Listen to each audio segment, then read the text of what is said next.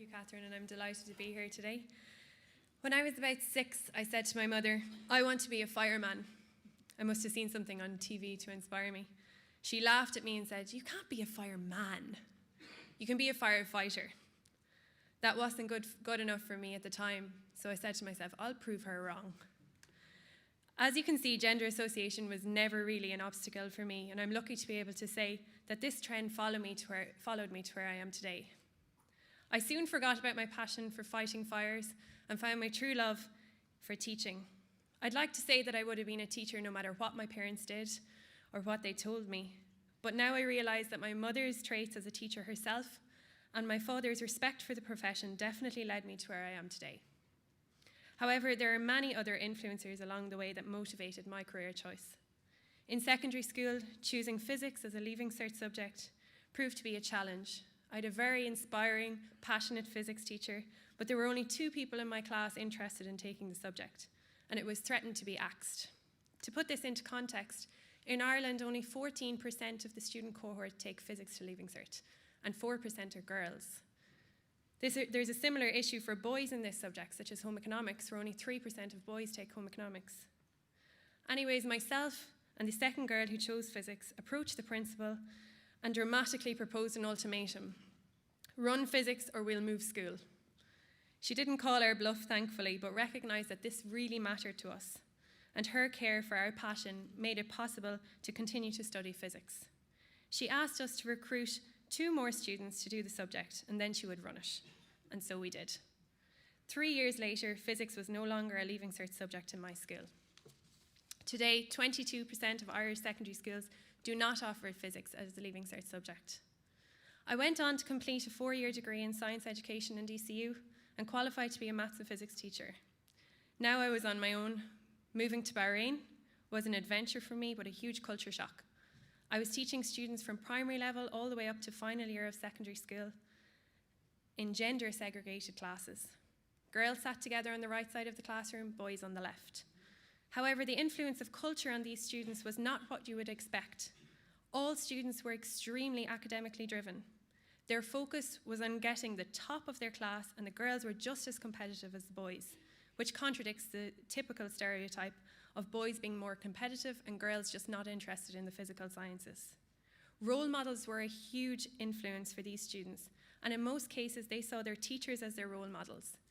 People of different nationalities and genders using their profession to travel and learn new experiences. I started to think about moving home, and I sent out some feelers about doing a PhD. When I was approached by my past lecturer, Ailish McLaughlin, to engage in a gender imbalance project, we decided it would be a great stepping stone to complete a PhD. We started to look at gender imbalance of subjects at secondary school and how to increase the number of girls taking STEM subjects. I'll focus on the work we did with the whole school, unconscious bias and gender stereotyping awareness for the context of today. When I talk about unconscious bias, I'm referring to the snap decisions and judgments your brain makes unknown to yourself. It really is something you have to experience to understand its effect. And so I ask you today to close your eyes and visualize the first thing that comes into your mind when I ask you to think about a person with a disability. If they're in a wheelchair, open your eyes. If your eyes are still closed, I want you to visualize a person with Down syndrome. If it's a child, open your eyes. If your eyes are still closed, I want you to visualize a person with autism. If they are male, open your eyes. And finally, if your eyes are still closed, I want you to visualize a person with mental health issues. If they're white, open your eyes. These are all typical stereotypes that you have in your mind, and they're formed by patterns of your economic background, what you see online, socially. We worked with 28 schools over 9 counties for 3 years, and what did we learn? There is no one-size-fits-all to tackle the inequities around subject uptake, gender imbalance and stereotype threat. Each school that we engaged with had their own unique plan to bring the 4 issues that may be a result of harmful unconscious bias. Also, awareness of unconscious bias and the effects it has on students' decisions to choose particular subjects or engage in extracurricular activities must involve the whole school school leaders, teachers, students, and parents. What's good for girls is good for all. We must remember that the word gender does not just relate to females, which can sometimes be the first thing that jumps to mind when the topic is mentioned. If you want to impact on school culture, you must promote equality in all activities in the school. Finally, we learned from our schools that teachers and parents need support in promoting different careers in all subjects. We are in an era where job opportunities are rapidly expanding, and it's likely that our students will have several jobs in their lifetime. Keeping up to date with these difficulties is difficult for teachers and parents, especially when they're in one profession for many years.